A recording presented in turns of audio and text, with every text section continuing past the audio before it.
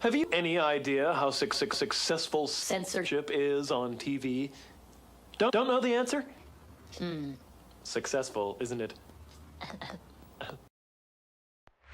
People of the White Mountains, you have waited long enough. This October, prepare yourselves for Wicked Mountains Movie Nightmares. 10 nights of horror and fright on 20 acres.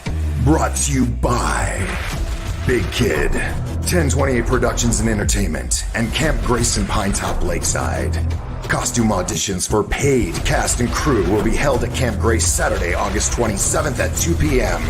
Dig out your costume or cosplay and bring your A game. We're also interviewing for food vendors and staff. If you would like to be a sponsor for this event, please contact us at Big Kid 928-368-5700 or visit us at wickedmountains.com. See you there.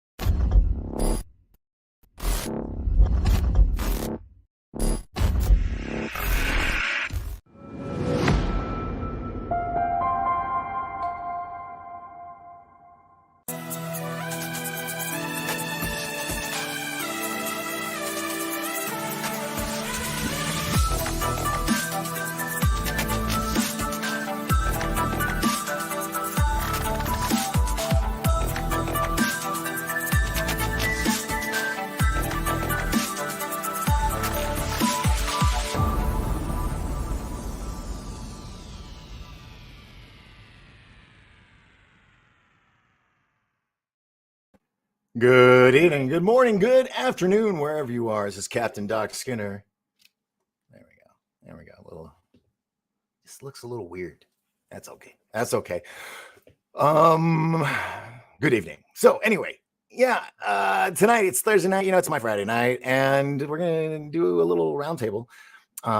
We got Jim Goodall is gonna be joining us in just a little bit, and we're gonna discuss something that I think needs to be discussed. Because gosh darn it, I want to discuss it, and it's my show, so we're going to discuss it. All right. Okay, let's do this. Let me get out of the video slot and go over here to the messages. We roll call real quick. We got Alien Bumps on board. Yes, of course, you are first tonight. Good job. Andy Cowley is here. Hello, welcome. Hello. Let's see. Zach Diecast Manzur. can't say it. I'm sorry, Zach. I'll take a few bucks, Uncle Scam. I mean, Sam. We're going to talk about that. Fun fact, I also live in the White Mountains of New Hampshire. New Hampshire. Yes.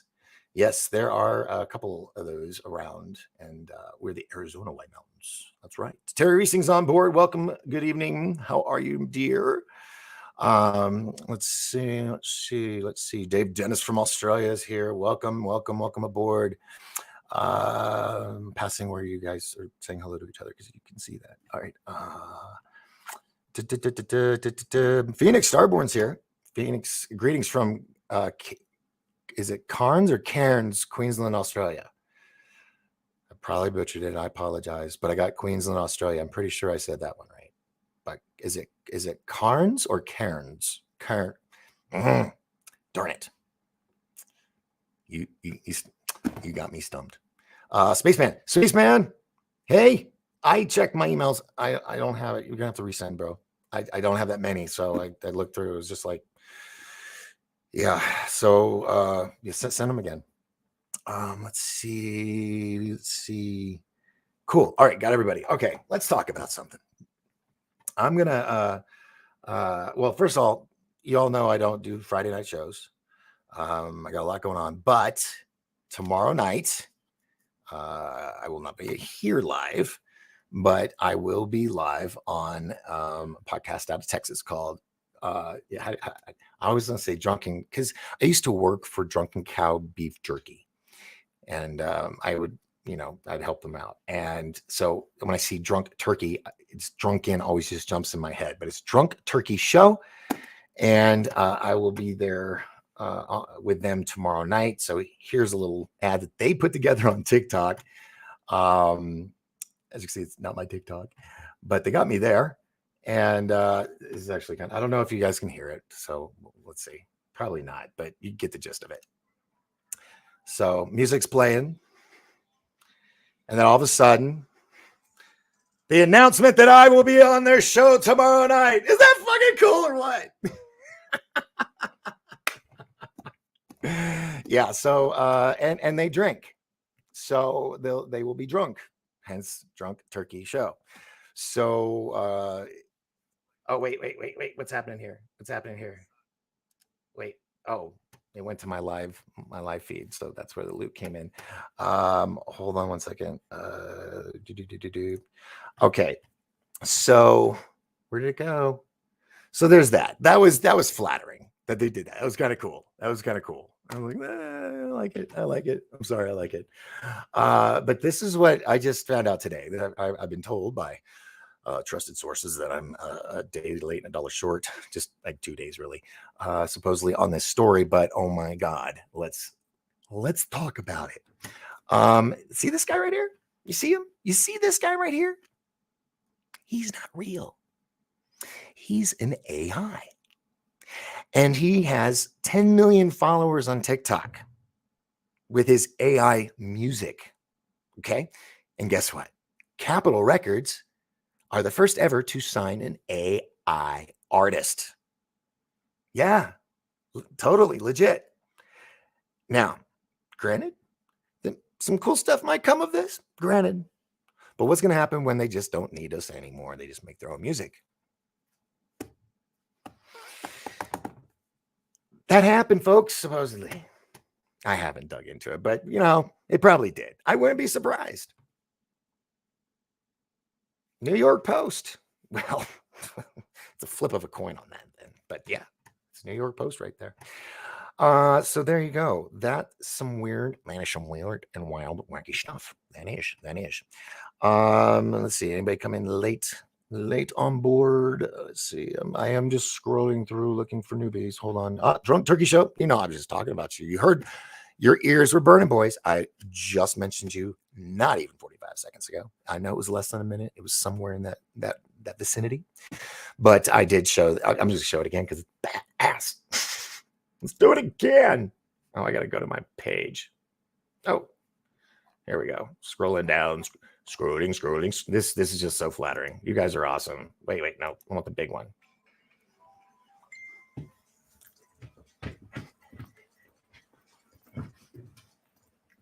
See, if you heard the music, which I don't know if you do, because you guys keep saying you can't hear anything, but I can, and it's really cool. So yeah, thank you guys over Drunk Turkey Show. I'll see you tomorrow. Oh, there we go again. It goes right to me. Once you know it, it goes right to me. All right, enough of this. So yeah, there. We're gonna start off fun. I'm about to get really pissed off. I'm gonna do some bitching. Yes. Oh no. Oh crap, dude. Really? Oh, this show's a play on words of the Dark Force, yes, but it's the DOC Force. Did you just send all that stuff to George Lucas? That's why I don't have it. You got your one letter off. It's the DOC, D-O-C. Well, actually, two off. D-O-C, three letters off. Jesus, just get rid of ARC and put it AUK. Replace the ARC with an AUK. There you go. DocForce@gmail.com. And boy, how many of you have sent these? Damn. Well, that explains things, Spaceman. So it wasn't anything personal. I knew. I was like, I'm not saying it. So there you go. All right. Rick Mackey was talking about the AI thing, saying there is AI followers too. Yeah, they are using bots too. But hey, it's the way of the future. All right. So here we go. All right. Without any further ado, we got all the fun, giggly stuff out of the way. Let's get serious, ladies and gentlemen. My dear friend, dear friend, Mr. Jim Goodall.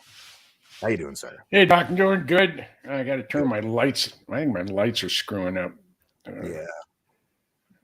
Yeah. So I think let me just expand this. There you go. That's better. Yeah. Yeah. So how you been? How's everything up on the mountain? Oh, it's beautiful. There's a lot of people. There's more people than usual. I hope that's not my fault.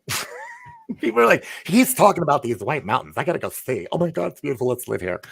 No, it's just summertime. Lots of people. But that's why next summer we will be doing Disclosure Con. I haven't picked a day yet, but it's not going to be during July because that's monsoon season, and we want to be able to have an outdoor venue as well. So as soon as that's locked in, of course, Jim, you get one of the first invitations. You're got to come up because it's going to be big. And it'll be. Oh no, I'll be there. Oh yeah, regardless of when it is. Yeah, it's going to be fine. Oh, guess what? Rachel's here. Hello, Rachel. Hey, gorgeous. How you doing? Yeah. I think about you a lot. I think positive thoughts, and you're a very special lady. And I'm honored to have had a chance to meet you. And next time I come through Dallas, I'm taking you out to dinner again. So there you go. Yeah. All right. So let's see. Elise just jumped on board. Welcome aboard, Phoenix Starborn. Thank you, L.C. Yeah. Let's see. Oh, Steel. I'm just trying to get all the people that just jumped on. Steelers fan. Hello. And now, we got a nice little tight knit group tonight. Now, Jim. Yeah. We're not gonna be talking SR-71s tonight. We're not gonna be talking UFOs tonight. Well, kind of UFOs, but not really. We're going to talk about some of the backbone of ufology and research. Okay. Sure. We'll just start off with my gripe and bitch. I'm sitting here. But you're not married. I can't have a gripe and bitch. I was. So I've had some practice. Basically, we're hearing about these new groups, these organizations that all of a sudden are getting money from the Pentagon to research into UFOs or whatever the hell acronym they want to call it this week. Because they just keep changing it up. Now everything is aerial and marine and space, and they even got a special word for that. And it's just, it's gotten crazy. So my thought is why the hell are we giving tax money through the Pentagon, and we're supposed to trust, and they're giving it to these bureaucratic shills, and I'm not going to name the organizations. I try not to do that here and bash people. You know that. I try all about lifting each other up. But I hope this will lift us all up because, damn it, why are we giving money to them and we're getting shit in return? Okay. In fact, we have the Cousins brothers with their vault of information, you know, man, I was getting ready to go down this whole list of people that we have, that we know, okay, that have all this information, the interviews, the proof, all this stuff. Why the hell is our government giving the money to these bureaucratic actors? And that's what they are. Give us the money. Give the Cousins brothers. Give John D'Souza. Give Jesus, Rex Bear from the League Project. Definitely, he's always on the road doing good stuff. Michael Schratt. Michael Schratt is the technical manuals and the history. And I mean, you're an aviation expert. Why not give it to us? We do it. I mean, you guys more than me. I'm more of the Johnny Carson of the group, but you know, because we've got all the stuff. It's like, why doesn't NASA just go over to third phase of moon and go through the library? Because there's a lot in there that they could get the reference number and go back to their set, their images, because that's where it came from them. Yeah. And let's you'll have some explaining to do. Come on. I mean, enough is enough. I personally am sick and tired of the shell game. Let's just, I'm tired of the whole celebrityism of certain individuals because, they're doing certain things.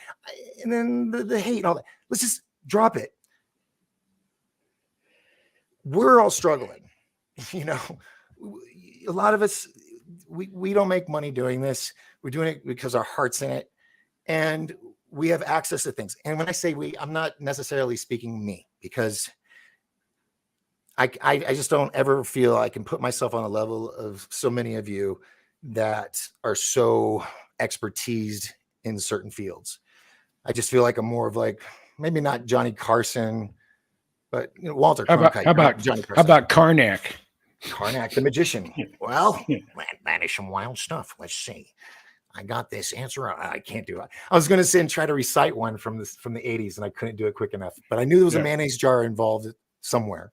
An empty mayonnaise jar somewhere. Now let's keep it clean. Yeah. So, anywho, I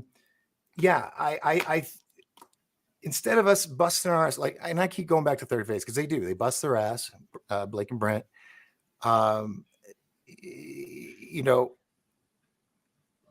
not give us the equipment to do a better job, to get better evidence, since I don't know. We just already have so much evidence already. That's why I'm so tired of, do we feel like we can't believe in something unless everybody else believes in it? And that's why it's just taking forever. When can we as an individual just say, no, I believe it. I don't give a shit if you believe it or not, but I do. And be done with it. And let's move on to the next thing. Anyway,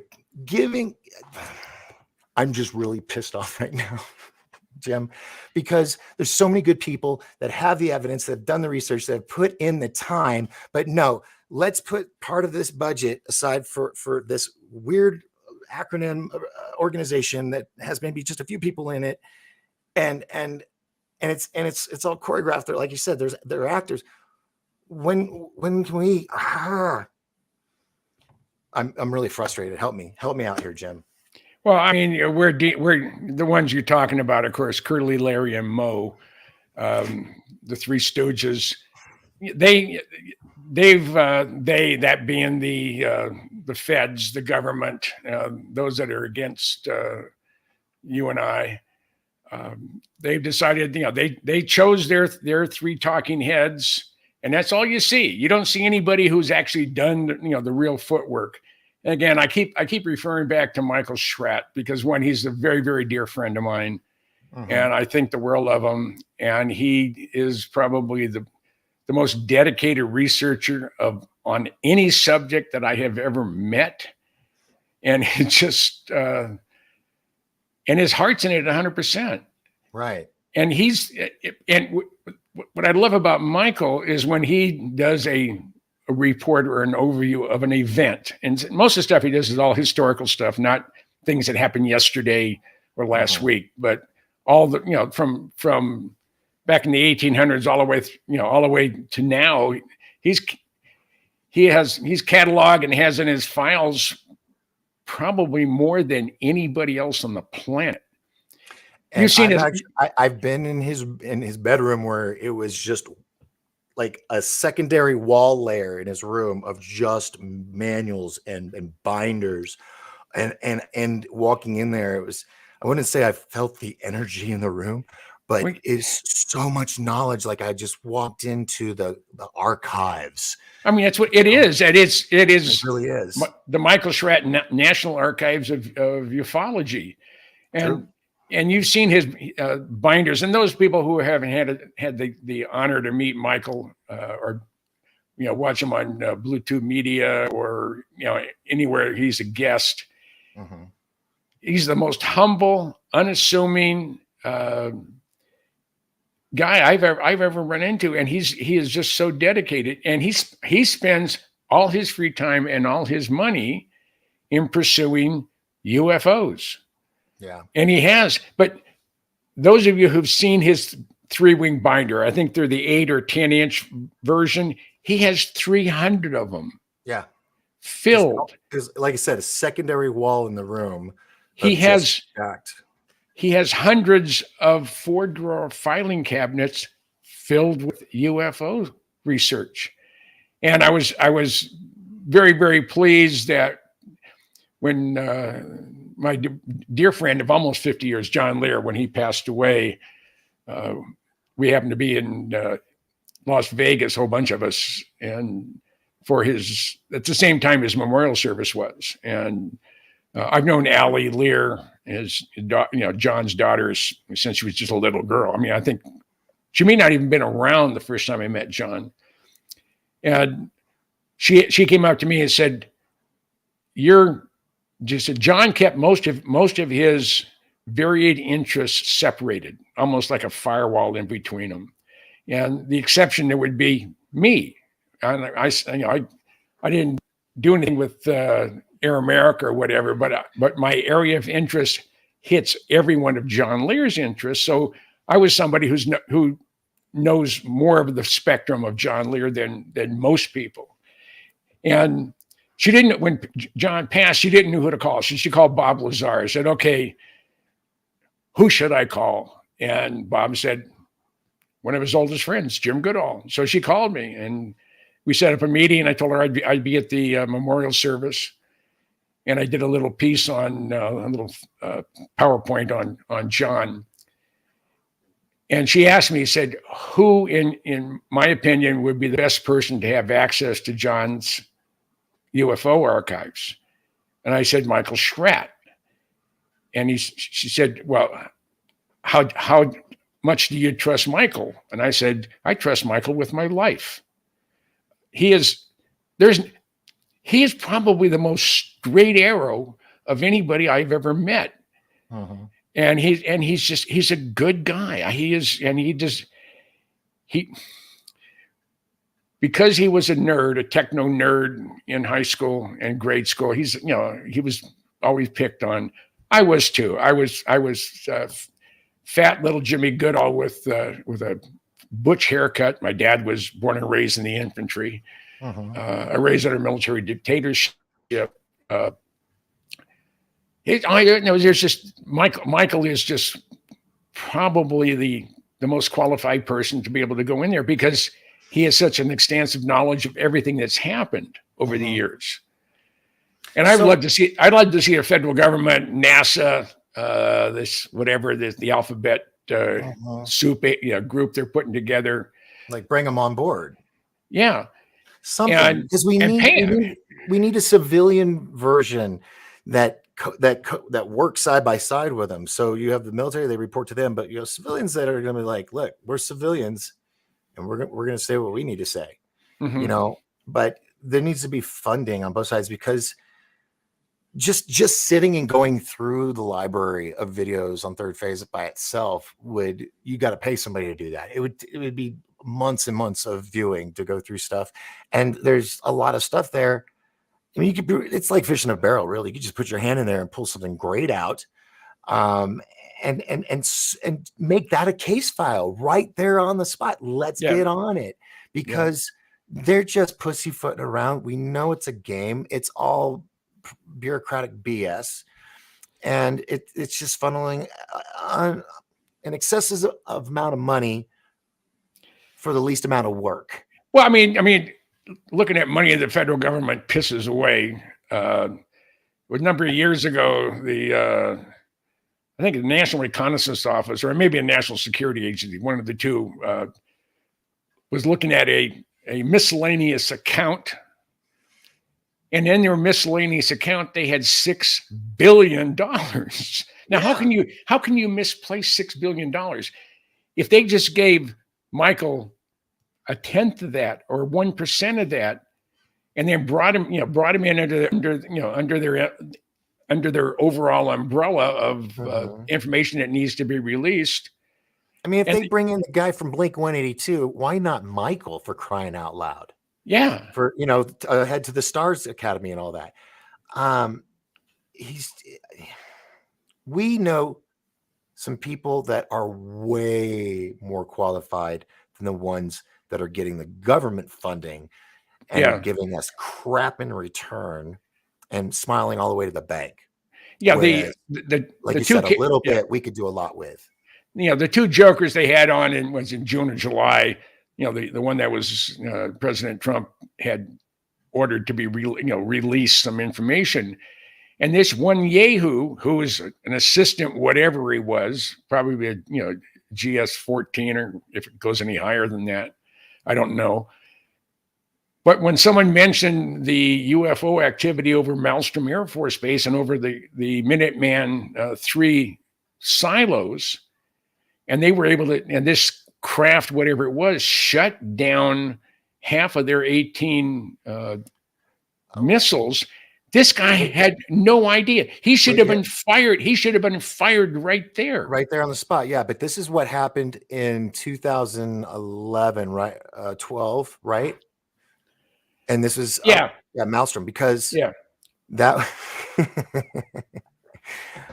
I was living in Fort Collins, Colorado.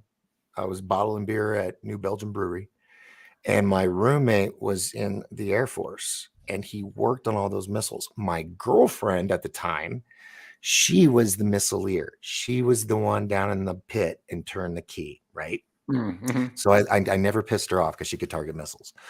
But and it was great because she would be gone for like 20 hours at a time, on shifts, or 38 something. Anyway, so one day I'm watching the news, and that happened where the missiles were shut down, right?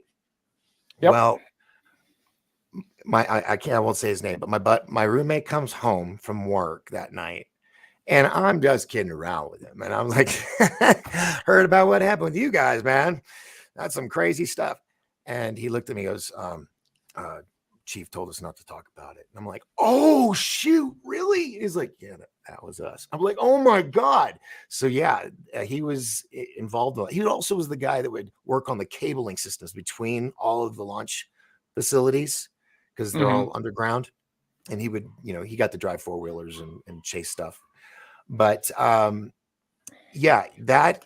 was also the same year that we had the nuke under the airplane that flew across country, and they didn't realize it was on the plane. Down to Barksdale. Yeah, I remember that. Yeah, okay. Yeah, that was right around the same time, wasn't it? Yeah, pretty close. So here we go. We got stuff like this going on with people in charge. It's like, No, idiots in charge. Idiots in charge. The idiots that I was embarrassed for this country listening to those two jokers talk to to Congress. Mm-hmm. And I didn't write down their names because they were really not very worthy to write it down. Yeah. So I was appalled. I'm not a missileer. I'm not into I am very much into military and stealth craft. No, just protecting our country and the war machine and everything else. It's, you know, it's what I've done for so many years. And for these guys not to know that was an embarrassing statement. That really was. Yeah. But and he really that statement should have been followed with a resignation letter. No, a firing, not a resignation. Yeah, you're right. Terminating for cause. A pink slip. Yeah. Yeah. That's what I should have said. So yeah, it's what we got to work with right now. But what is your opinion, Jim? Do you think that they should cut some budget aside for civilian investigators and researchers, just like the government puts aside money for school research? You know, when they go dig on, you know, underground archaeological sites and stuff, they get money grants from the government. Why don't they have something for ufologists, paranormal? I'm sure they have something for paranormal, but something for us, for the people in our community, the true researchers, the ones like Michael Schratt and the Cousins Brothers and many others. You know, Dr. Stephen Greer. Why must we suffer? Why must we struggle to do this and deal with the ridicule and all that, where these numbnuts get a badass bank account and they give us Tic Tac videos? I mean, that was for me an embarrassment. I mean, and garbage video too. They had some of the equipment. The equipment that the DoD has that's not classified.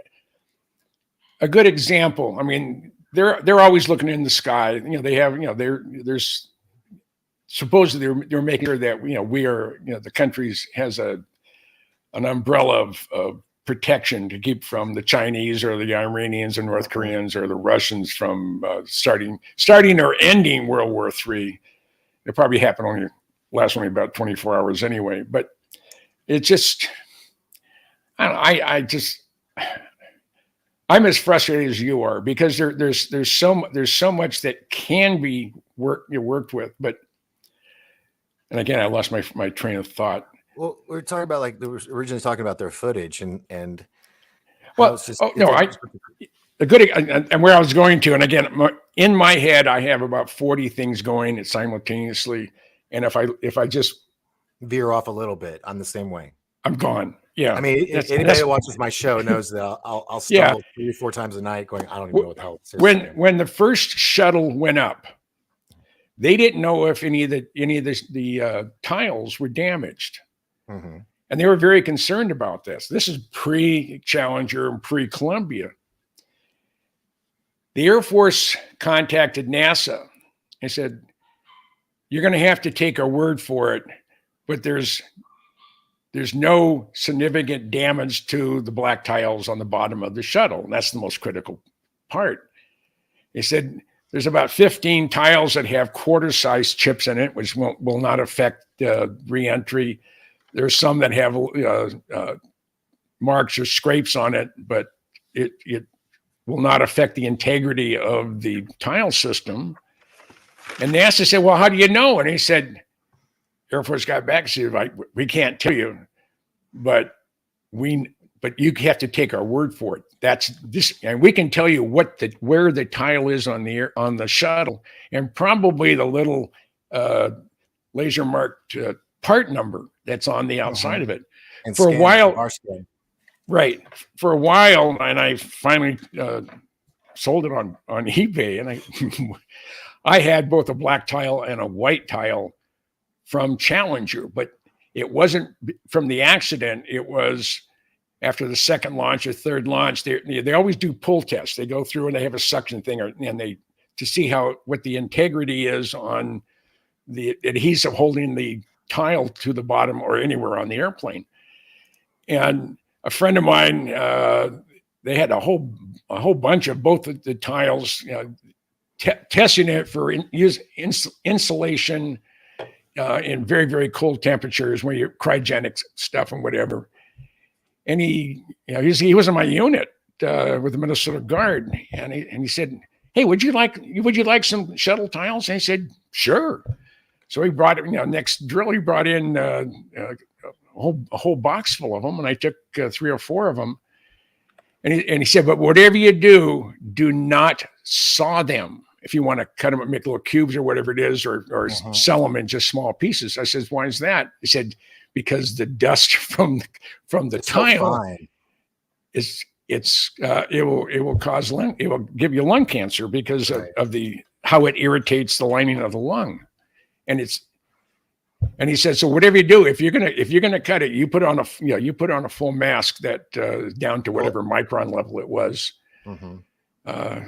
But I had it. It was really quite cool. It's so crazy. It's at a micron level. Just the thought of it. Yeah. All right. Now, now I wanted to point something out. I did do, for those, I didn't do a show last night. My eyes were swollen. It just would have looked weird. But the night before I did a story from Newsmax. And did you hear about this? Did you hear about this, Jim? About the news story about the UFO addendum? All right, let me pull it up on the screen, and I'm going to reread this because there's some points I want to make. Okay. Congressional report: some UFOs don't have man-made origins. Just the title alone should make your mouth just. Oh, absolutely. An addendum to the Intelligence Authorization Act for fiscal year 2023, a budget that governs Americans' clandestine services, produced a revelation that might pique the interest of the American public. Congress doesn't believe all UFOs are man-made. The overall report, which came courtesy of Vice.com, also says that temporary non-attributed objects, or objects that are positively identified as man-made after analysis, will be passed to appropriate offices and should not be considered under the definition as unidentified aerospace undersea phenomenon. Which leads to another revelation from the IAA report. The U.S. government acknowledges cross-domain transmedium threats to the United States national security are expanding exponentially. Citing the Department of Defense's definition, a cross-domain transmedium threat can move from water to air to space in ways that human beings might not comprehend. In July, according to the Vice, the Pentagon announced the opening of the All-Domain Anomaly Resolution Office, or the AARO, to investigate these versatile threats.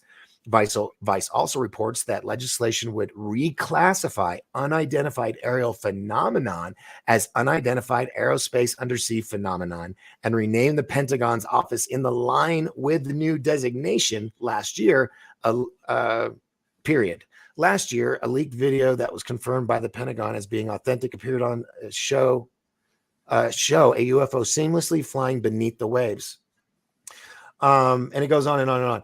But I just want to reiterate, congressional report, Congress, some, not all, some UFOs don't have man-made origins.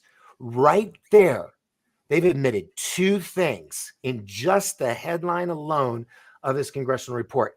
1, they know these things are real, and 2, that they know that we have our own stuff. So they just admitted that there are UFOs that are man-made origins. Yeah. And now they're also admitting that there are real UFOs with real other aliens other than us. Well, the Cousin Brothers interviewed a member of Congress. I won't say where, because it's going to be in one of their upcoming I was just about to jump on because I've seen it. This congressman said he has held material that was not made on this planet.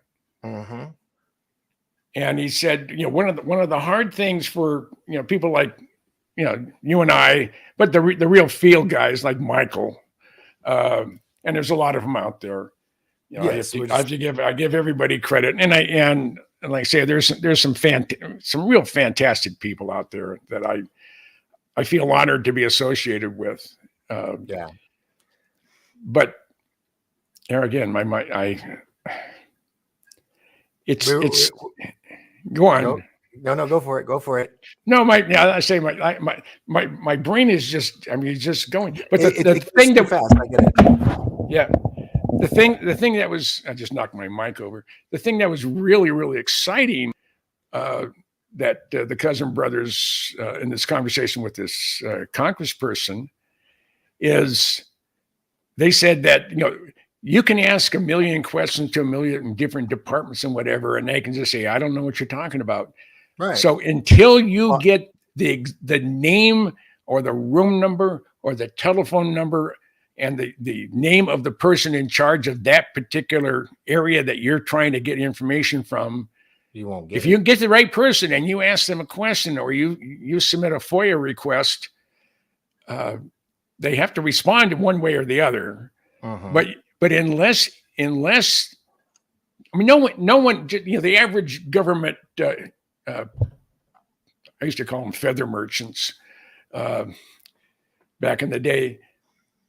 They're not read into this stuff. So so you can call the Department of Defense, you can talk to the head person of, in charge of unknown aerial phenomena. And if they haven't been briefed on what the capabilities are of stuff we already know about, and if they have not been briefed on everything that our government or the government, I don't think it's ours anymore, and it hasn't been for a while. No. They can honestly say, hey, I have no idea what you're talking about.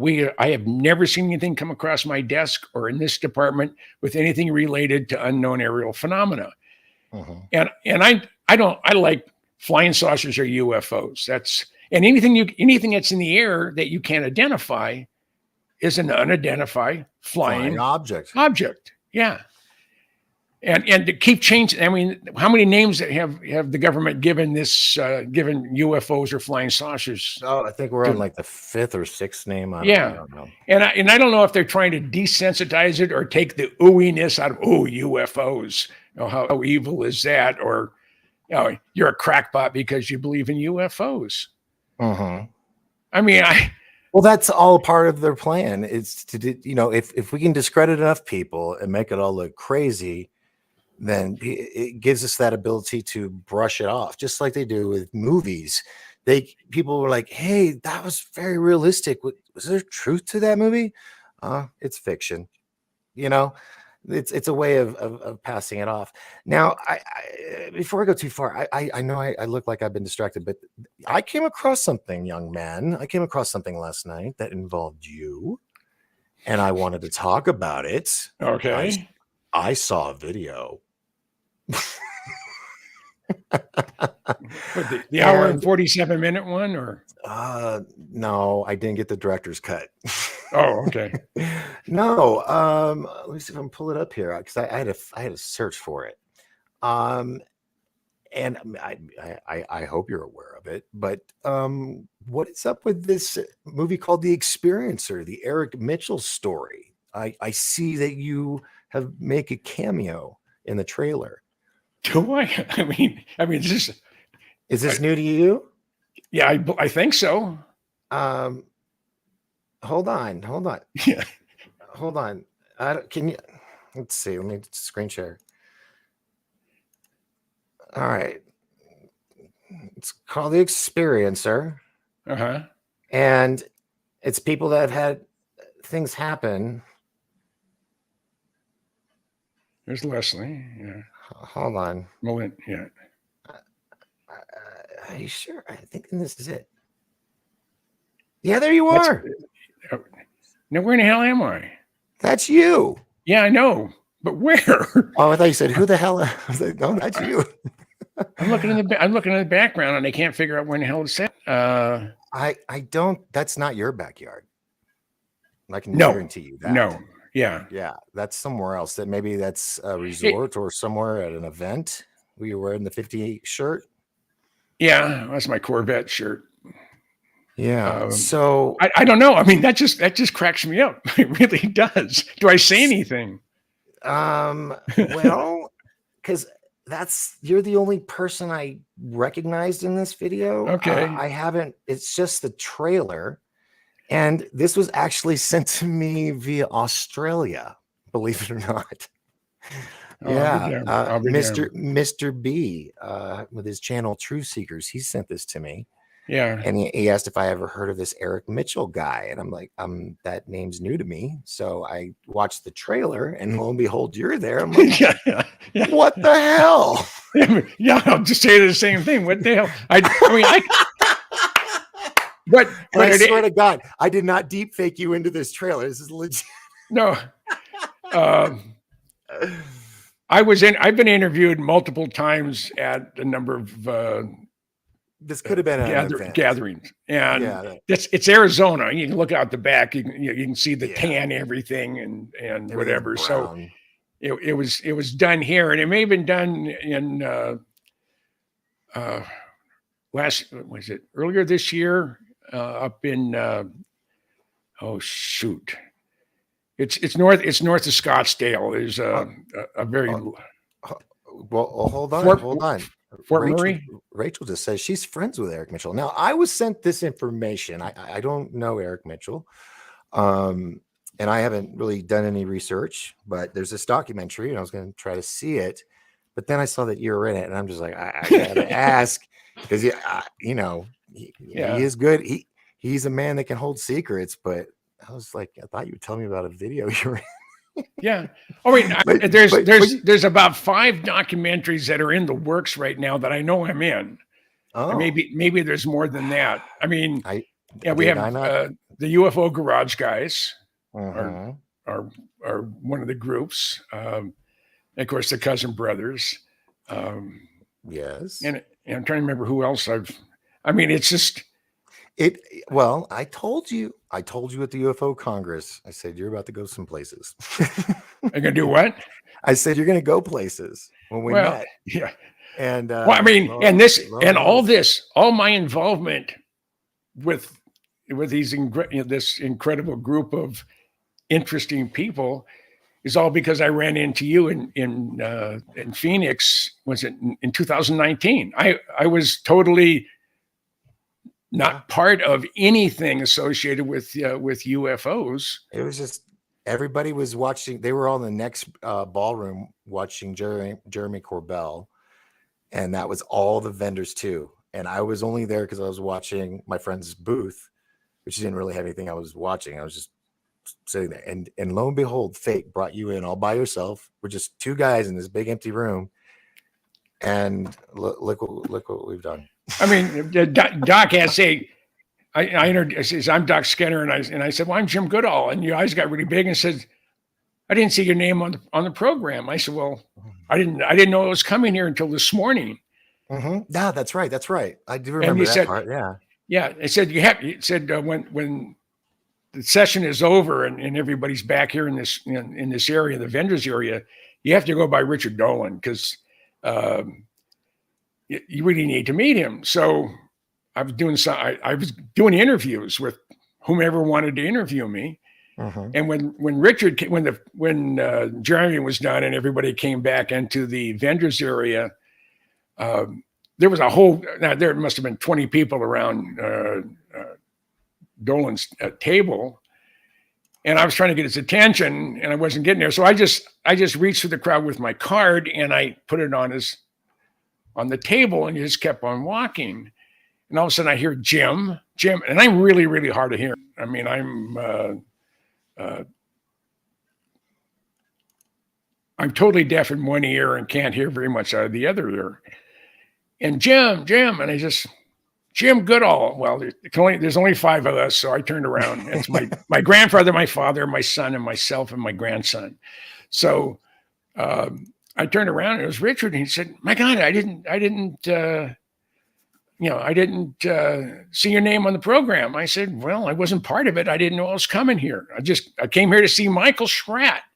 I knew Michael was going to be there. I knew George Knapp was going to be. I've known George for 40 plus years, but Michael is my very, very dear friend, and and as are you, Doc. And I will jump in my car and drive 1,000 miles to help you out if I have to." And you have. I mean, literally, he drove all the way up here to help me move.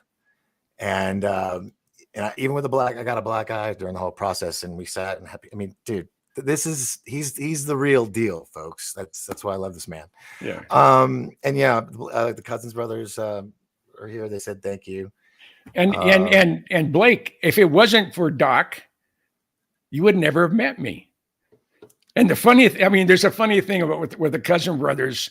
Doc and I were where it is, not just during the move, but we're still at the the place you were renting. You hadn't gotten into your house yet, and you were on speakerphone and you were talking to the Cousin brothers. This is a great story.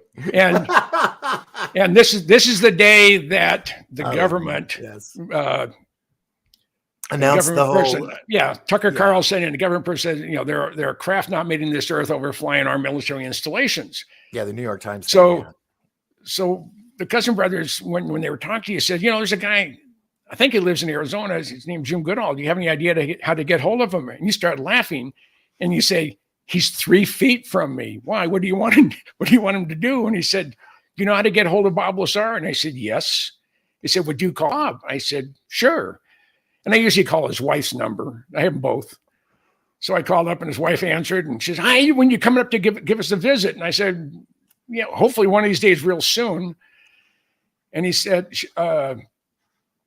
says, is Bob around available? She said, yeah, he's in the lab. Let me go get him. So she went into the lab. Bob comes back. And of course you cannot, you can probably disguise or pretend like you're a Bob Lazar type voice, but he has a very distinctive voice. Those who ever heard him talk. And when I called him up, I said, what did you think of the announcement by Tucker and the other government official? And he said, when I first heard it, I got really excited. I said, oh my God, this is going to legitimize me. Because then he sort of stepped back and he said, I'm waiting for the other shoe to drop. And as we all know, the other shoe hasn't dropped. They may have thrown it at you, but they haven't dropped it. So he said, until they do, I'm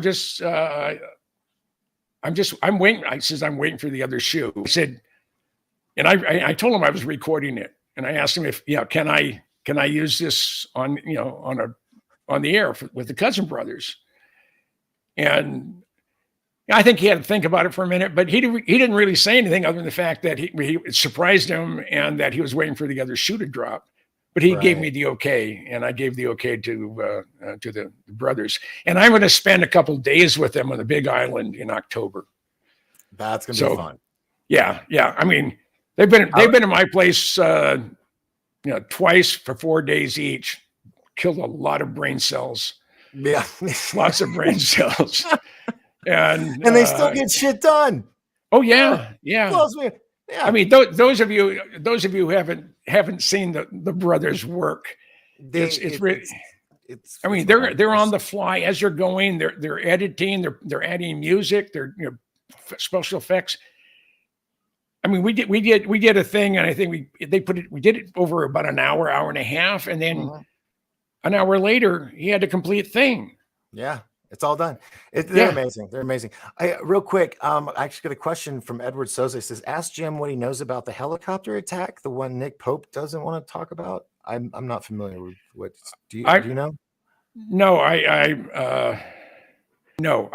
I've heard some rumblings, but I don't have anything other than I've heard something, and that was all it was, and there wasn't any substance to it. So okay, sorry, I can't answer the question. And the other thing about, I mean, I have a lot of stuff up here in this head. A lot of it's polluted. A lot of it's not fit for public consumption or even human consumption. But I've had people say, "What are you keeping to yourself?" And I said, absolutely nothing, because if I hear something, there are people I contact. I'm going to get hold of Doc. I'm going to get hold of the Cousin brothers. I'm going to get hold of Schratt and Liz, Lynn Hurley, my co-host on Rebellious Ufology, Monday nights, 5 to 7 West Coast time. Sweet. And I'm there every Monday. But there's. I lost track of I hate that. It's okay. It's okay. I kind of got distracted too, but I was, isn't it suck as we get older when we lose track? We're sitting there, oh, I just got to think back, and it's harder to grab a hold of that. You ever notice that? Yeah. Real quick before I lose it on my chat, everybody, do you want to put this up? Spaceman, you just donated $40, and I just want to say thank you. I might be very, very close to my goal to finally get paid by YouTube. Yeah, nice. I think there's a $200 threshold, and it has just been, it's been a slow. Yeah, it's a trickle, but that's okay. That's okay. Yeah. So thank you very much, Spaceman. And now that you got my email, the correct one, send me that stuff and I'll look it over. Okay. But I did check. So you are awesome. Yeah. Thank you. All right. So we were talking about getting the Cousins brothers together or Strat, getting people together to do something. That's why I wanted this to talk about on the show is why. Think of this more of a suggestion. What if our circle of people that are in this community, I call it the realm, right?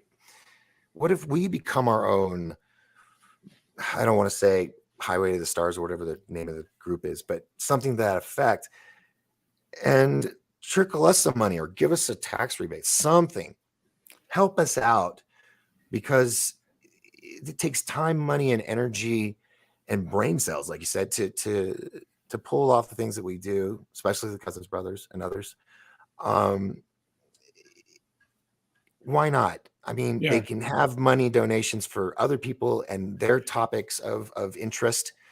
I think one of the things we kicked it around with the Cousin brothers, and the the people out here listening to this tonight. If you want to meet and run into two fun guys, and dynamos, and they are just go-getters. I just enjoy being around them. Yeah, it's hard. I got 30 some odd years on them.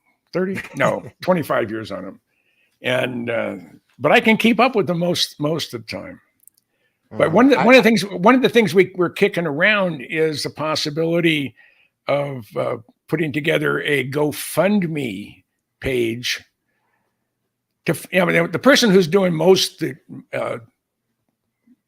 the footwork, gathering data, especially on making sure that UFO files aren't thrown in the garbage when someone passes or someone moves or someone gets disinterested in digging into UFOs. And we really thought maybe like a depository. So that's what Michael is. And he. Oh yeah, he definitely is. Yeah. But we raise. Go on to you fund me, whatever you want to call it, and say, hey, this is an area that really needs a lot of information to be gathered. It's expensive, and I think if a GoFundMe page could be put together for Michael to help him with his projects. Right. He is every weekend he's going to working with an artist, and they're taking the information that has been verbalized and maybe some rough sketches and pencil drawings and visualize it. Yeah. And people like him, need money to travel, to do the interviews, to do the on the ground reporting or scientific research of areas. That adds up, and people don't realize that that's coming out of personal pockets. Some people are even taking out loans to keep their, their what's the word I'm looking for? Not their battle cry. Their mission. You having a brain for it like me. I am. But it feels good to have somebody that brain parts with on the show. The quest in life. Yes, to keep going. And it's hard. So that's why I just got really roused up at the beginning of the show, because it pisses me off that these unknown people, in some cases, we're not meant to know who they are. They keep it secret on purpose, and they're getting to maybe dabble their hands in some good stuff, but they're still restricted, to report. Now, some people are going to say, well, if the government gave it, you the money, they're probably going to use it to manipulate you to say, hey, if you want more money, you can't talk about this or that. Yeah, there is that, but it's that's your faith in yourself and believing what you're doing is right and not backing down. If they say take the money, fine, take the money, but I got the knowledge and I will spread it. And if there was some way to get hold of someone who has more money than brains, that is also into the unknown, maybe that person or persons could help fund. Maybe get a little some money from here, from one person. Just start. If we can get enough people to get involved, even if it's $10 or $100 or $1,000 or $1. That all adds up, and if you get enough people really charged up about funding the research. Here's the thing: doing the research and all that, like I said, requires money, but we also have to stress about bills, taking care of our families or our furry animals or whatever. We got to stress about all that. How are we going to cover the costs of all this? But I still want to get the truth out. If there was this, if there was like what's the word? Telethon, like once a year. Yeah, but who would run? I mean, it would have to be a YouTube type telethon. Yeah, something like that, and somehow raise money so that we could all know. And I'm being very transparent here. It's the money. There'll be money that would be used to pay the bills, keep the lights on, keep the internet running, maybe have a hookup with Starlink so we have better internet, and raise the level of the production value, like the Cousins brothers have done over the years. But I myself, I don't have anything to offer to sell other than my personality, and that really doesn't pay the bills. So. Yeah, I have the same problem. So yeah, if there was just some way, if everybody, like you said, put in $10, boom, there's like a trust fund for the year to help make sure bills are covered and all this. Not so I can go party in the Bahamas or anything, so I can go grill hunting or not grill, Sasquatch hunting or UFO searching with new equipment that is used for this subject matter. Yeah. Because I think there's a lot of podcasters out there that have proven it.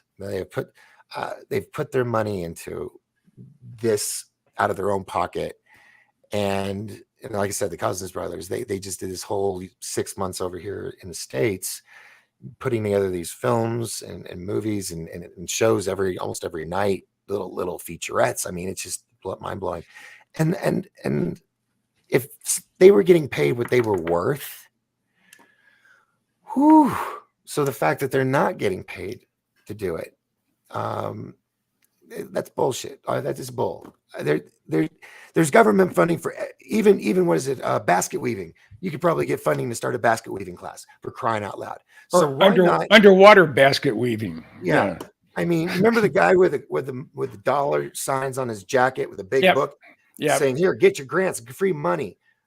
They need to have that for people in these fields in Sasquatch hunting. Allow them, it doesn't have to even be much. Just say enough money to purchase a flare camera so they can see heat at night in the woods, or, better lenses for ufologists that are out there every night UFO hunting. Or people like you, like to go to Area 51, stuff like that to get the really good, crisp, proof that everybody's desiring, which kind of leads back to what I was saying in the beginning of the show. Why is it that we feel that we need to have everybody agree before we can say, all right, I believe, now on to the next thing? Instead, we're all hovering on this disclosure thing. Are we alone? All this stuff. When I'm just at the point, I was like, it's bullshit. We're not alone. There's Webb telescope has proven that to me. And I myself, the Webb telescope this week had a star, and I think there were 5 planets that could see. It's 4 million. Wow. It's four light years away, 4 or 6 light years away. But it's phenomenal. That's not bad because once No, we get to light travel or interstellar, like through portals Ben Rich, who was the your buddy. president of the Lockheed Skunk Works, and he was a friend of mine. And I don't know how I got on his list. I am so honored by the fact that Ben Rich even knew who I was, let alone we talked once a quarter for 25 years. He's the reason we got a CIA Blackbird at the Minnesota Air Guard Museum. It was there for 15 years until they stole it. Now it's on a pylon at the headquarters CIA because it was the best restored of them. Mm-hmm. And it just drives me nuts that, but Ben, just before Ben Rich died, about 10 days before he died, I called him. He was at USC Medical Center. He was battling terminal esophageal cancer. And I believe he was, when they was breathing the fumes of the low observable solvents, they're very, very nasty. Uh-huh. And a friend of mine who was an F-117 guy, he was one of the original guys on it that work on it. He said, you get a whiff of the solvents and it's done. Just a little bit. Wow, what was that? You've been damaged. You've been damaged. I know. I was trying not to interrupt, but I do have to point this out. Phoenix Starborn did donate $50. So thank you so much. And after the show, I'll check, but I think I might have actually broke the threshold. How wonderful! First time in 3 years. So, well, you've been up and down, health wise and otherwise. I got paid $203 one other time 4 years ago. So this is a milestone. So thank you, Phoenix Starborn. Appreciate it. Thank you, brothers, for making sure I didn't let that pass by. But thank you so much. Party time. Yeah, party. No, this is stuff. It's gonna go. I think maybe with this money, I might get a good lens. Because the guy said I had a decent camera. I just got to get a good lens. So I think that maybe that's what I'll do. Because I want to start doing, not necessarily always doing live, but I want to do production and stuff. I want to get back into that. So I'm hoping with this Halloween thing, I'll be able to take a little bit of a breather and be able to focus on some fun stuff like that. So anyway, Phoenix Starborn, you rock. Here. That's what Goofon would give you, but it would look a lot cooler because he does those cool videos. Thank you very, very, very, very much. All right. So anyway, go on. You were saying. I don't know. What was I saying? I was testing you. I finally you were actually talking about the F-17 pilots and the breathing of the fumes. Ben Rich. Ben Rich, and this is like 10 days before he died. I called him in his room in hospital at USC Medical Center, and we were talking about all sorts of stuff. And near the end of our conversation, and we talked for about 45 minutes. He said, Jim, we have things out in the desert. And he wasn't referring to Area 51. Mm-hmm. We have things out in the desert that's 50 years beyond what you can comprehend. Now, Jim Goodall can comprehend a hell of a lot, and he knows that. Mm-hmm. And he said, if you've seen movies like Star Trek or Star Wars, we've been there, done that, or decided it wasn't worth the effort. And earlier, I think it was in 93, this is after he retired, he was given a talk at UCLA. It was aeronautical graduate students were having a conference, and he was the keynote speaker. And this was in his prepared statement. It wasn't off the cuff. Ben Rich said to these aerospace engineers that we have the ability to take ET home. Now think of that statement. We have the ability to take ET home. That means we can go across the universe in a blink of an eye. So let me ask you, Jim. I don't think I've ever asked you this, but I've heard you make that statement before because, true statement. It's printed and I've seen it. You were friends with him. Now, when he made that comment, being that you were friends, Do Yes. you think that the comment had the undertone of we have the craft to take ET home, or we have a way like, a portal opening, or something like that, or strictly the We craft? we have the ability to take ET home. That's all. He didn't. That was at UCLA Okay. when he said that. But when he was talking about, if you see movies like Star Wars or Star Trek, we've been there, done that, decided it wasn't Right. worth the effort. I said, Ben, you want to expand upon that? He said no, which was very typical Ben. But what he was telling me, keep searching. The truth is out there. It's You're not gonna going to be a waste of your time. He's saying you keep yeah. going. You start digging. Because how many? I was 18 years old when I saw my first blackbird. It was March 10th, 1964, on the ramp there at Air Force Base. And I've never been the same. I mean, it's the most phenomenal craft I'd ever laid eyes on. And the fact that I actually acquired one, I've restored 3 different blackbirds, helped in the restoration of a couple. I can't imagine. That was beyond my wildest dreams. And I had my own, and I call it mine. Even General Broman, who was my boss at the time, and General Boab and General Andreotti, these are all my bosses. They always referred to it as Sergeant Goodall's Blackbird. Even when 4-star General Horner, who was commander of not the Air Transport Command, but MAC, as we used to call it, Military Airlift Command. And I'm in the cockpit of the Blackbird, and I hear General Broman. I said, Sergeant Goodall. I said, yes, sir. I said, without putting my head up, because I was doing something I didn't want to take my eyes off. He said, all right, if General Horner come up and take a look in the cockpit.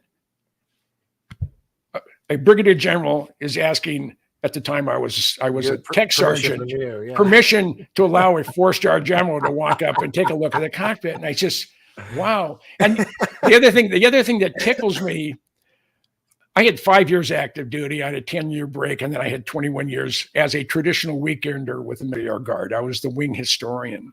Mm-hmm. And I correspond with 8 former Minnesota Air Guard people, and all of them are general officers. I don't know how I managed to do that, but maybe I feel comfortable with them more than the other guys. I don't know, but someone said something about who do you still stay in contact with, the Minnesota Guard? And I said, well, let's see, Major General Andreotti, Major General Mark Ness, Brigadier General Doc Weir. And so I went just down the list: John Broman, Claus, Ray Klazowski. He was Chief of Staff for Air. And it's just, but no sergeants, no airmen, or no captains, all just generals. So I don't know if I just felt more comfortable with at that level, but I had a Blackbird, one of the fastest Blackbirds of the group. The A-12s were a little bit faster and flew higher than the SR-71. They were lighter and they were a little bit more aerodynamic. And that wouldn't have happened if I hadn't had a relationship with Ben Rich.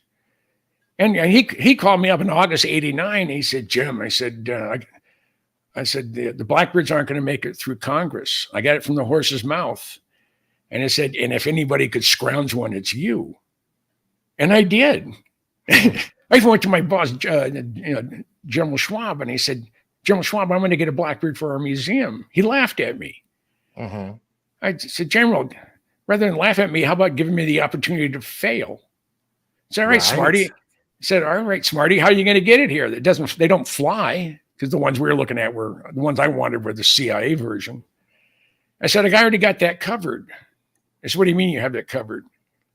I said, I called up the Adjutant General, Major General Weaver at the state of New York.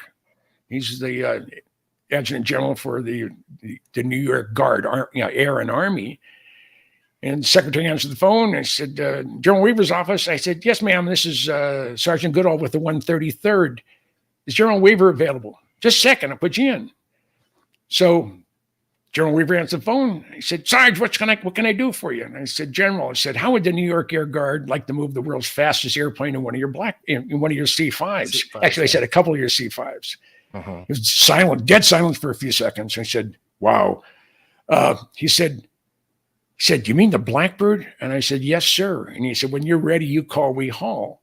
Now, to put this in perspective, this is a training mission for moving outside cargo. That's how it was put together. And it's valid. It's really, really valid.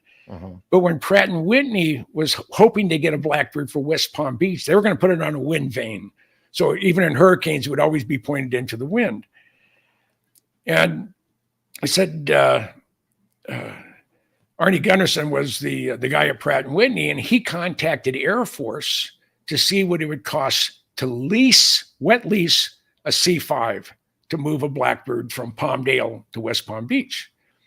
Air Force came back, and it was over $900,000 a day plus gas. Damn. And that sounds appropriate, but just wow. Yeah. And that's not the gas. And I scrounged 2 C5s with 24 crew members for free.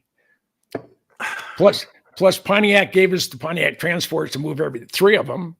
I got the Holiday Inn in Palmdale to put us up for free and pay for all our meals. And that was kind of cheating because it was owned or managed. No, it was owned by Bob Gillen, the first guy to fly the SR, and we were friends. And we got it there. I mean, it's probably the most. You pulled all your resources together. That's for sure. Yeah. And I just got to come back on the side and point to my book. That's right. And I'm very, very proud of that. And I've been. That's on a lot of important people's desks right now. Yep. So, Jeff. Yeah. No, go ahead. You were going to say Jeff Bezos? Jeff Babion, he just retired here earlier this year. He was the vice president, general manager of the Lockheed Skunk Works, the boss. And the day he hired on, I sent him my Blackbird book, and they had just gotten the first batch of my books. And then I sent him my 70 years book. Actually, I think we sent him 5. So I actually went out there June of last year, and it was just released, and did a book signing. And I got a tour of the Skunk Works, the areas that I could see. But it was just an honor and just a thrill. But as we're heading over, I stood on the work platform for the X-59, which is the sonic boom validation aircraft. It's going to fly sometime this year or early next year. And so we did that. We saw they're rebuilding a U-2 that had crashed, and it was number 99, and it was going to be scrapped but it's a very valuable asset. So they're actually rebuilding it, and it should fly sometime this year or early next year. But as he said, we're going to go over the U-2 operation over at Site 2, which is the other side of the runway there at Palmdale. So he said, we're not parking lot, got in the backseat of his Cadillac limousine, and driver's heading over to Site 2. We're about halfway there, and we're just chatting. And I looked Jeff right in the eye, and I said, Jeff, I said, how much alien technology is being utilized in Skunk Works projects? And he said, none that I'm aware of. And I was looking him right in the eye. He said, does it mean something that came and went and I'm not privy to? But I said, I have absolutely no knowledge now. So Lockheed has a zero stance on things that go bump in the night. No comment. They have nothing to do with it. And so I'm speaking on my own behalf. I said, this is too big of a universe for us to be the only ones.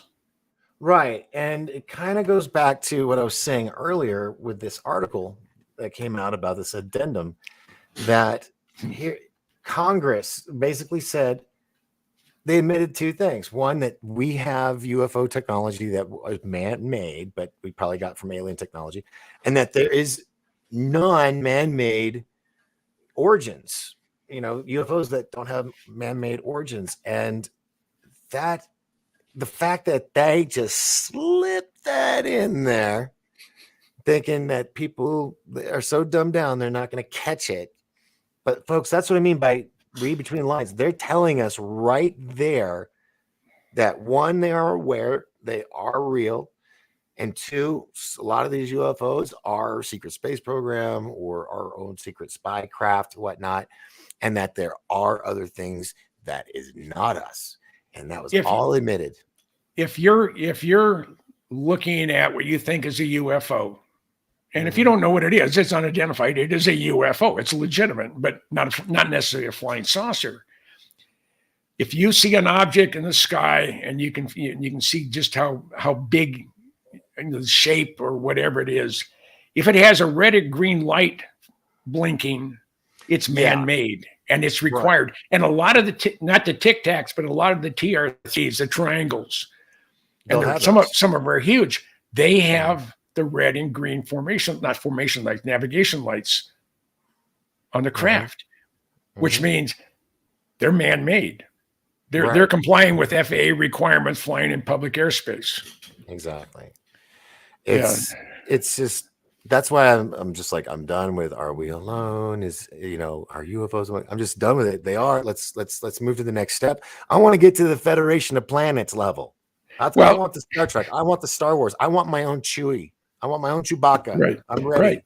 Now, I've mentioned this a number of times in different platforms or whatever, but I was a docent at Kitt Peak National Observatories for a couple of years, and it has the largest collection of optical telescopes in the country. I think in the world. They have 22 optical telescopes, and they have 2 radio telescopes, a 12-meter and a 25-meter telescope. Caltech, using the 2.1-meter telescope, using remote operation and adaptive optics, they would shine a UV laser up, and at exactly 18 miles, it has to be a certain diameter. You can't see UV, but the sensors can. Yeah. And it adjusts the deformable secondary mirror 1,200 times a second. And what it does, the air over southern Arizona is very, very clear, and there's very little turbulence. When you go out, let's say you're where you can see the stars and they're twinkling, that's because there's pollution and dust and crap in the sky. In the atmosphere, yeah. Yeah. A lot of when you're looking up at the stars here in southern Arizona, the stars don't twinkle because the air is clear. And that's why that's why the telescopes were put where they were. But over the course of 5 years, Caltech identified and cataloged 8,000 exoplanets in a very, very small area of the Milky Way. I'm talking about a postage stamp size of one that's, the size of the state of Arizona. And how's it going? First floor audio. Yeah. And just before I left, I had they made an announcement to all the docents, all the technicians, and all the astronomers were invited to a gathering down at the headquarters of the NOAO, which is the National Optical Astronomy Observatories, which manages Kitt Peak, manages Mauna Loa, Mauna Kea, I guess it is, and also Haleakala on Maui. And there was a very, very large group of people there, and the keynote speaker was the head astronomer, I think it was the head astronomer for the National Science Foundation. And he said that he had just returned from a worldwide conference on exoplanets. And it was using proven mathematical formulas. And this is based on input from even China and Russia, and I don't think Iran was involved, but everybody who has a telescope, they've been looking for exoplanets worldwide, was at this conference. And they calculate, now this is a number you can't even cram, you can't even put the decimal points in your head. They say that for every star in the universe, and that's a number you can't even imagine, there's 1.5 planets. And out of those 1.5 planets, there are 2 billion, that's with a B, 2 billion Earth-like planets orbiting a similar sized brown dwarf star as our sun in the inhabitable zone with liquid water. And to quote Jodie Foster's character in Carl Sagan's movie Contact, if we're the only ones, what a waste of space. Yeah. And it is a waste of space. I mean, it's and this has nothing to do with UFOs, but when we were talking, they were also talking about, say, when you go to the movies and you see you're going through the asteroid belt and you're trying to avoid from hitting them as you're going through the asteroid belt, the average distance between rocks, it's like miles, 600,000 miles. So if you hit one, your navigation or your eyes were closed, or your navigator's really a piss poor at his job. Shitty pilot. That's right. Yeah. Now, I put up, as you were talking about all these things, this is one of the most recent, I don't know if is the recent image from Webb. One of the very first ones from the James Webb. Yes. Yeah. And this is when it's solidified for me 1,000,000%. We are absolutely not alone. I don't care if I haven't seen an alien personally. I feel that just common sense says to me that if we have this many galaxies here in universes, all right. I mean, there's 100 million or 200 million stars minimum in each one of these galaxies. And this one image alone is the size. If you took a grain of sand, just one grain of sand, one little tiny pebble, and you held it up to the sky and you were to look through that is what you would see. Now, imagine if you had a sphere of one level of sand, okay, a very fragile shell around one, and you're looking around and you're seeing that many galaxies in every single one of those grains of sand. Who's to say that when we die, these aren't all of our mansions in the heavens plural with an S? Have you ever noticed that? Who's to say that when we die, that each one of these is one person's own version of solar their system, own perfect heaven, their own perfect heaven, Yeah. And each one of these represents a soul. And what just kind of blew my mind for a minute was some of these solar systems or galaxies or whatever you want to call them, little universes, they're not the normal mathematical pattern of like a cyclone, right, where it just spins. You have some of these where they're bent, like right here, like this one. See how it's curved? And then you have these others over here and so forth. And at first I thought, well, maybe they did have that mirror issue after they they realized one of the mirrors wasn't perfect, or no, it got damaged because it got damaged. They expected that, and right. The software more or less works around it. Yeah, compensated for it. So I was sitting here thinking, okay, maybe this is a lens curvature, but it gives you that thought at first, but then you see it's not consistent with a lens, fish lens looking flare. And this image alone, I mean, you see like the spiraling galaxy right here. You got this whirly one here. You got one that looks like a black hole coming out of the center. This is such a beautiful image. Here's one that looks like a weird toroidal field, or a torsion field. Sorry. That's what that one right there looks like. I wish I could zoom in and make this zoom in, but it won't do it. I mean, you have to also take in consideration, these are the very first images out of the James Webb Space Telescope. Right. And they haven't even had a chance to really, really fine tune it. Mm-hmm. And I think once they do, I mean, this is from Hubble.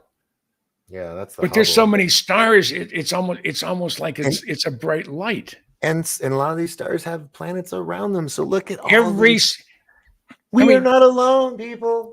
Doc, like I said, for every light you see, that's a galaxy, and there's 100 or 200 billion stars maybe in that galaxy, and each one has the potential of having 1.5 planets.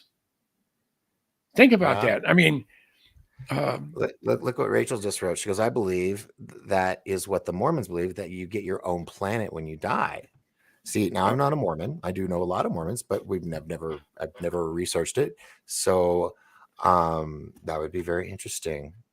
That would be Yeah. very, very interesting. Because I Yeah. mean, because in the Bible, I'm not gonna, I don't even know where it is, but it says in the heavens, plural, meaning multiples of them, and in in heaven, I have many mansions. Who was to say the term mansion meant literally, Prince of Bel Air mansion kind of house? Mhm. Who's to say a mansion isn't your own universe, your own galaxy, Yeah. or your own Yeah. planet? I mean, That'd be kind of greedy for one person to have a whole planet just to himself. well, There would have to be some party people there too. well, yeah. I We'll mean, invite the cousin brothers. I haven't. of course, Yeah. yeah, that'd be Yeah. funny. So, you have to think the littlest prince. He was all by himself with a rose on his planet. Where did that story come from? Yeah.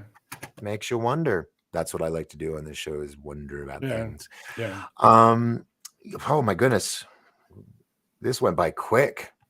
This is a longer show than I expected, and that's great. Jim, I always love having you on. You're always just so much fun. And And anytime you want me on, Doc, all you have to. I mean, if I'm on the road, I have my little Book Pro 15 and have a camera. I always bring my microphone with me. You want me on? You just like you did today. Or it was today, wasn't it? Well, no. It was today, and I was kind of hoping I would get a few more, but it's hard because all of us, our podcasters, we got our scheduled shows and whatnot. But I thought it would be kind of cool to get Rex Bear, the Cousins Brothers, Alien Girl 111, and I was talking to her on Monday. She's saw you're getting around, Jim. You're getting around a lot. And I'll be in Albuquerque. I don't know if I'll be this year. I have a number of very, very dear friends there, and I told Alien or Amy that I would. I said I'll give you a buzz and meet you for coffee or whatever, because she said, "Well, I made you a Disclosure Con, the first one." Yeah, and I said those things are going. I mean, everybody was new to me at Disclosure Con, except for Doc, pretty much. So I mean, it was a lot of people coming and going, and it just she sort of looked familiar, but. And Dave Dennis talks about the $10 billion, so real game changer. It is an incredible. I mean, the image of Jupiter. I had it on my Facebook page for a couple of days. I mean, it's sharp. It's unbelievable. Oh, are you talking about when the Webb telescope went by? Yeah. Because that is a beautiful image, and I did have it up to show, but that's when I got gremlins that take my show down every now and then. Yeah, and they got me the other night, but no, I do want to look that up because it was Webb telescope images, and it was Jupiter. It went by all of them. And there's a ring. You can barely see it, but there's a ring going around Jupiter. Because the asteroids are actually so far away. Yeah, these images, let me pull it up, and then dude, they're just beautiful. Beautiful. Let me do this real quick. The one on the far right. This one? The one that you had it on. If you can double click it, see if it get the whole screen. Probably take me, NPR. Yeah. I mean, it's just the images that have been coming. Oh, yeah. What is this about this new spot that's supposedly on Jupiter? Is that what you were talking about? Because I heard this new spot. Yeah, no, it was just the clarity, the faint ring around Jupiter, right at the equator. If you look on it's right here. I see it. Yeah, it comes around. It comes right here. Right, back around. Right. It's so faint. It really is. And you couldn't see it even with the Hubble, but you can see it with the James Webb. So that's dust. Those are probably chunks that are no bigger than maybe a foot around or smaller. Now it's been a while since I was a kid, and we learned even longer for me. Basic science, but Jupiter, we weren't taught that Jupiter had rings. It just had the spot. Am I Right. right, or am I having a Mandela effect? No, you're That correct. is right. Okay. So then what we're seeing here for the first time is that there is this faint ring around Jupiter. Yeah, And and that's you really see the cool. coronas there, yeah, the northern southern lights on Hmm. the Yeah, right here, northern, southern. That's yeah. right. And that is, well, you would think there would be some kind of electricity with all of that energy swirling around nonstop. Well, you And said the radiation coming off of Jupiter is phenomenal. yeah, And they really had to make sure that when they were doing close flybys, that they were protected against the extreme radiation. hmm, it's just Uh, beautiful. It's just should be called the storm planet. yeah, That's yeah. all it is. It's just a consistent storm. I couldn't imagine. I mean, do they know if it's landmass below or if it's all like a water planet? Because like these are hurricanes. I mean, No, do it probably does have a solid core, and we did have a probe go through the atmosphere here mhm, in back in the '90s, I think, mm. and but everything was just the pressures and the level of radiation was so immense that the probe, whatever it was, and I should remember that, but I don't. Uh, That's okay. I second yeah, guess stuff too. yeah, yeah. And Well, stuff gets up here, and if it's up there long enough, it petrifies. it calcifies. Yeah. Yeah. I say, okay, knock it out of me. Come on, get out. Yeah. Yeah. And So yeah, we were asked earlier about the Galactic Federation. What's your thoughts on it? Do you believe that there is a Galactic Federation, and we're just like the last kids in class to know what's going on? I think what we see in movies like Star Trek and Star Wars, I think that is real, and there's probably is a some type of loose knit, or maybe it's close cooperation among the humanoids or the living type of beings. I mean, I'm sure there are some out there that exist only in an energy form or a gas form, as far as a life form goes. Well, you know about remote viewing. And I've told you about Farsight Institute, which is like the civilian version of the remote viewing company. Uh-huh. And they did something fun. Of course, Dr. Courtney Brown, he was aware of it, but I don't think the others were. He had them remote view into the mind of George Lucas while he was writing Star Wars. And they discovered, because they didn't understand at first what was going on, because it's a Uh-huh. blind target, but they all realized that what basically Star Wars is the memoirs of George Lucas remembering his past life of being in the Federation. And it's basically like his diary. I wonder which character is. Is he Luke or is he Han Solo? Wookie. Well, think about it. The Wookiee flies the Millennium Falcon, which is Yeah. almost identical shape to the Baltic Sea anomaly, the big stone-looking UFO under the Baltic Sea, Yeah. which is the same shape as the Millennium Falcon. And Major Ed Dames, who, when I got to spend a day with him, I asked him, I said, what one thing have you remote viewed that you enjoy remote viewing the most? And he told me, this is after several drinks, he was like, oh, well, it's Bigfoot. I'm like, really? Like, yeah. He goes, I was like, so what is Bigfoot? And he goes, well, he's a humanoid creature from a very cold planet. And they come here, they fly here by ship, and they come here to vacation. Because it's not as cold for a destination. yeah. So I'm just sitting there. I hear that, and then years later, I hear this, or I watch this documentary on the Farsight Institute doing this remote viewing thing on George Lucas's thought process, and it's really compelling. It's at farsight.tv, I think, that you can check it out, but Yeah. it makes everything make sense. It just all makes sense. Like, oh, Yeah. so yeah, George Lucas is an alien.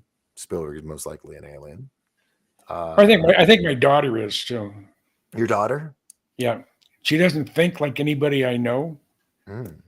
She's adopted. She's Korean, but I know a lot of Korean, Mhm. and they don't think like my daughter. My daughter has a photographic memory. She sees things through a different set of eyes that when I look at something, I see it one way. She looks at it and she sees it in a different dimension. Mhm.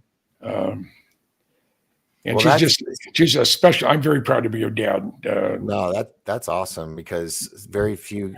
Because I was saying this the other night on the show is children. What if we raise children without ever telling them no, that's not real, you know? And because the power of belief can make things happen. And so yeah, there's a lot of kids out there, and it sounds like she's one of them too, to have those next level abilities in next level in our evolution. Mhm. And real quick, someone was asking what was the name of the Sasquatch thing in Star Wars. That was Chewbacca was his name, and he was a Wookiee from an ice planet. Now I wanted to show you something. Let me show you something real quick, Jim. Okay. I played this last night as a fun thing. It's very, very quick. I'm probably play it 2 or 3 times so you can really watch it. But this video is released, and I'm damn sure it's most likely edited, but it just looks so good. All right, check this out. Sasquatch. Hold on, Dave. Sorry, Dave. I'm gonna turn you off real quick so we can see this. This makes me giggle.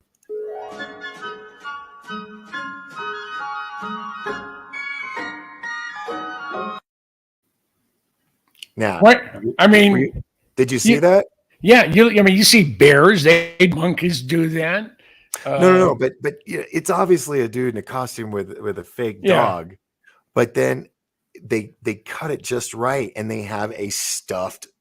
It's got to be a stuffed animal of Sasquatch of the same. Just watch it one more time and tell me if you can see an edit or if you think it's.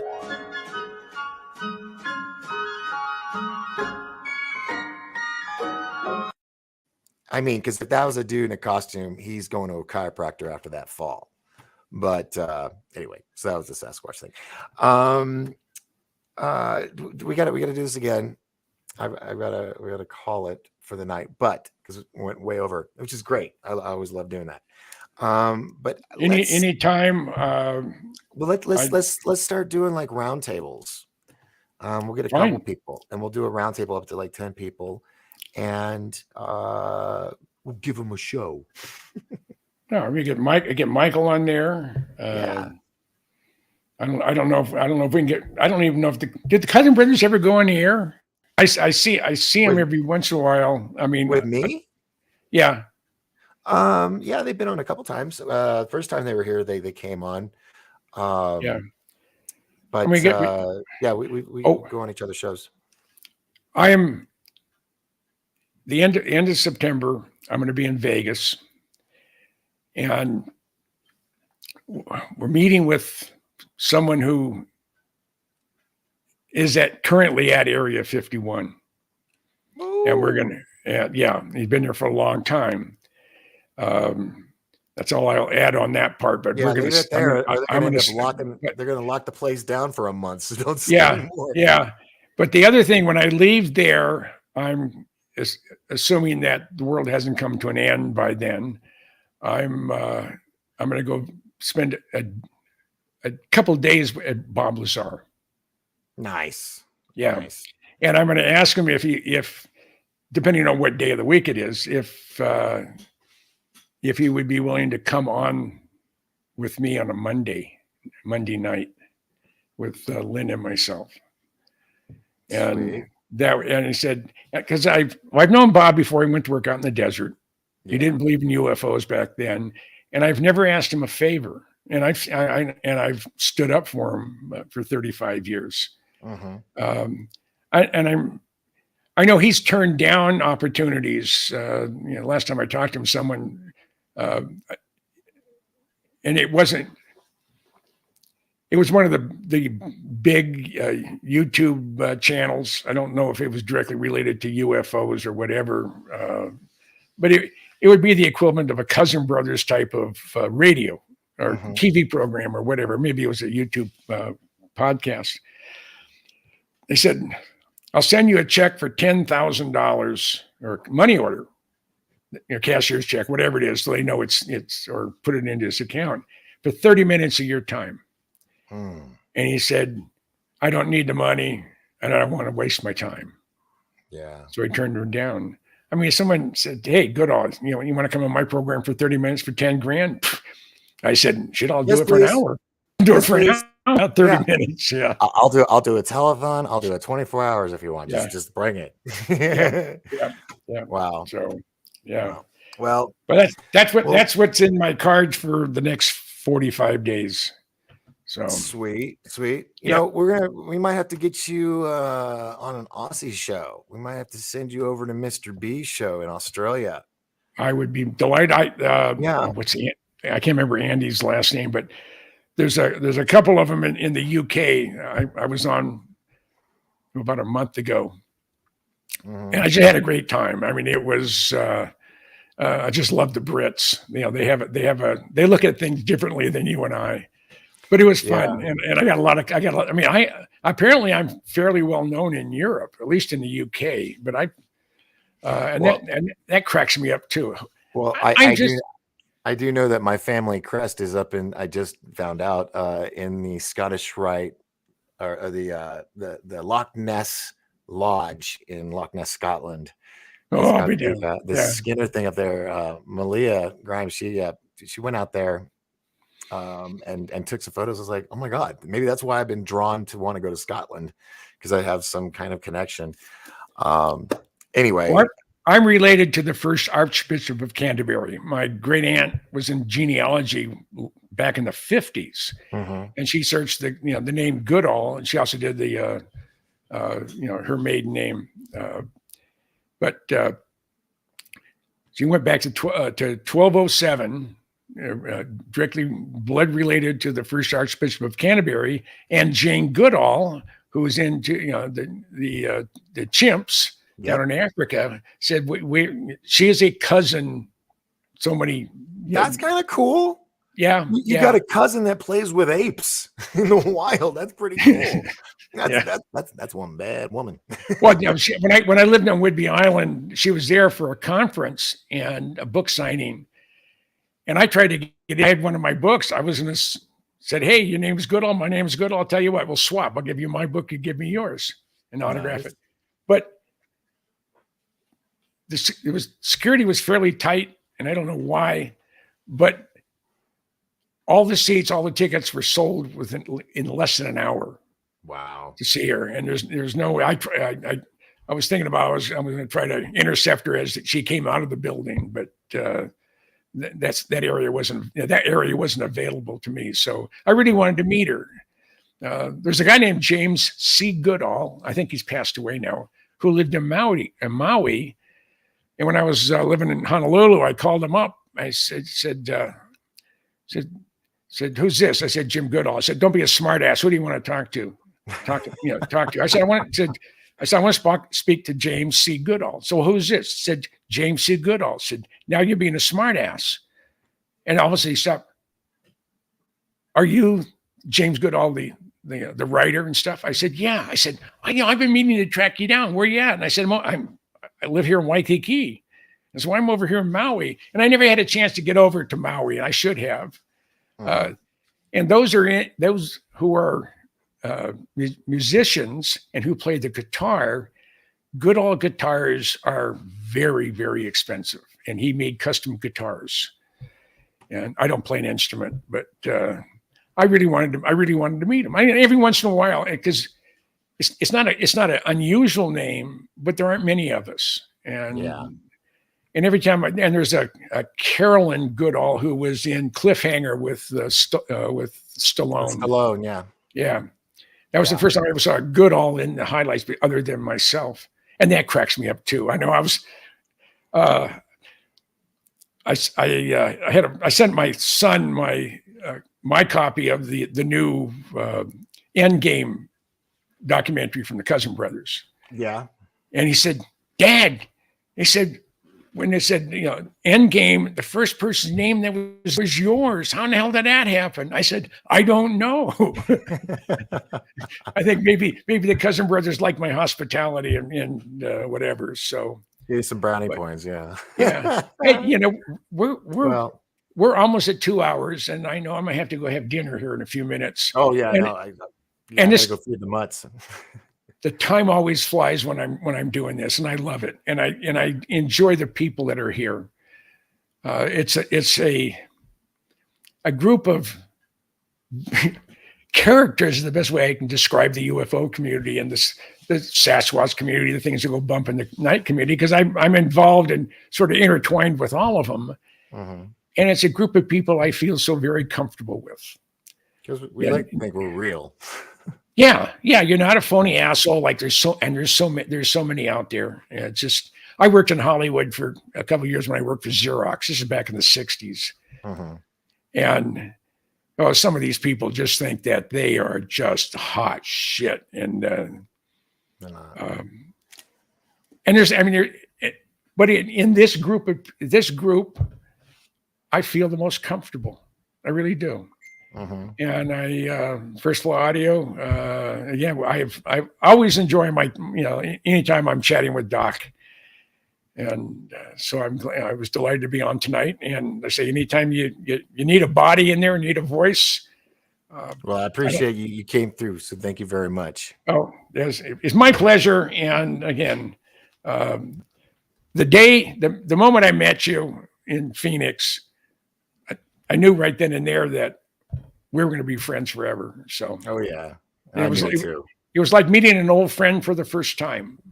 Yeah, totally. And I've had a couple of those feelings in this community, and there's some people who've never had that feeling with anybody.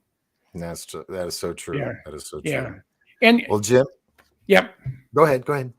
No, I was going to say again. I enjoyed it. I have to come up to your neck of the woods one of these days and your camera slide that the cousin brothers borrowed. Oh yeah, I have it underneath my desk right now. But again, it's my pleasure, and I enjoyed every bit of it.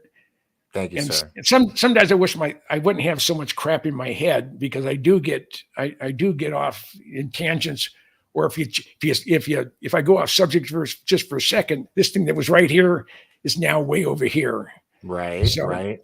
So, well, but have some dinner. Yep. And enjoy your evening. Thank you so much for hanging with me tonight. I appreciate you, sir. You're a dear friend, and anytime. Awesome. You take care. And, all right.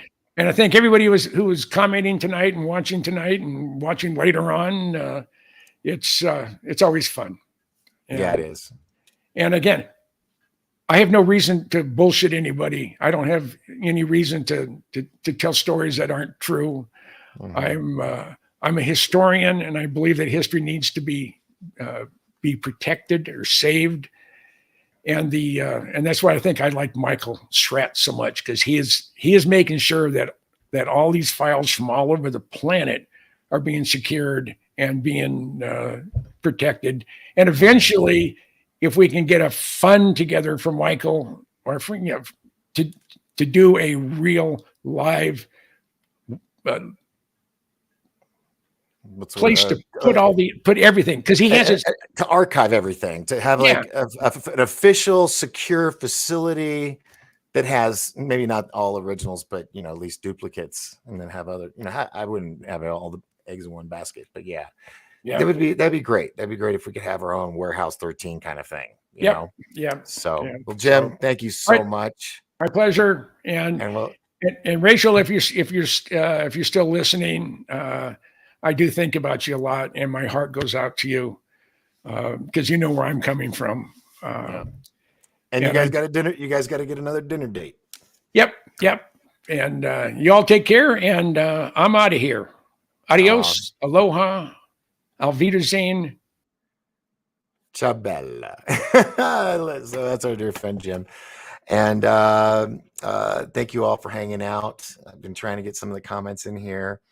And just thank you. This was a great show. Thank you for the super chats. You guys are amazing. I'm gonna check on that and I'll get back with you guys on Monday. Until then, I'll see you then, Lord willing. Same bat channel, same bat time. And where was my little videos? There it is. There it is. All right. So for those that are on the mountain, auditions will be Saturday. And don't forget, I will be on Texas podcast show called Drunk Turkey Show. And everybody I've been told will be drunk. So it will be fun. You don't want to miss this. The link's on my Facebook. And if you're on YouTube, go to Drunk Turkey Show. And yeah, it's going to be good. It's going to be good. We'll be in rare form. Rare form. All right, folks, don't forget, as long as we all lift each other up, we'll all rise together. Together. Not over top of each other. Together. See what I'm saying? See what I'm saying? You get it. You get it. All right. Thank you for all the accolades. You guys are awesome. I do see them all. And let's end the week and the show appropriately, as Generation X would do, which I was talking to my friend Rachel today about my plan to create Generation X 2.0. No, it's a real plan. I really did think of it. Or did I steal it? I might have stole it from somebody that might have mentioned it. I don't know. But it's still a damn good plan. Good night, everybody. See y'all later. Okay.